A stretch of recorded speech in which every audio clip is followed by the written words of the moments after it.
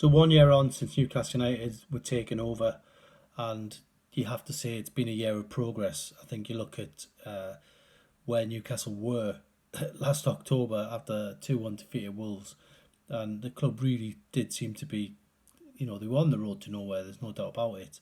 They're on the road to relegation, if you ask me, because there was no plan, there was no structure. It was just all sort of hit and hope, really.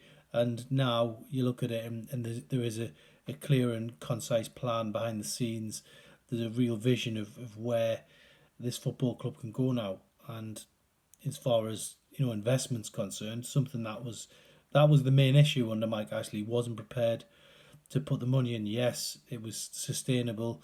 Yes, Newcastle were merging with a profit, but they weren't taking any of the opportunities that were available to them in the Premier League. The chance to push on for Europe, the chance to push on for a cup, the chance to invest in good solid players, and sadly, Newcastle opted against that.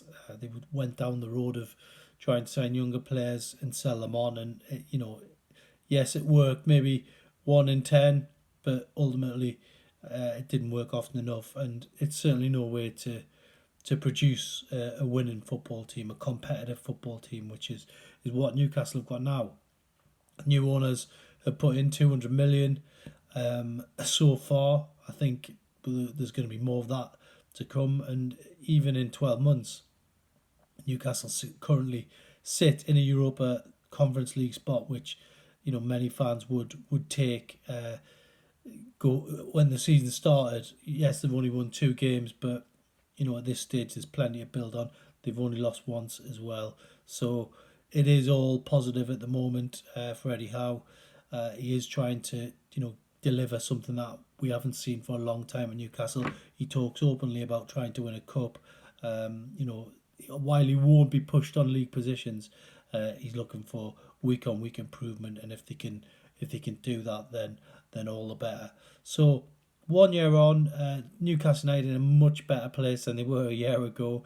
They avoided relegation in 2022. That was the big one. Had they gone down, then that would have complicated matters even more.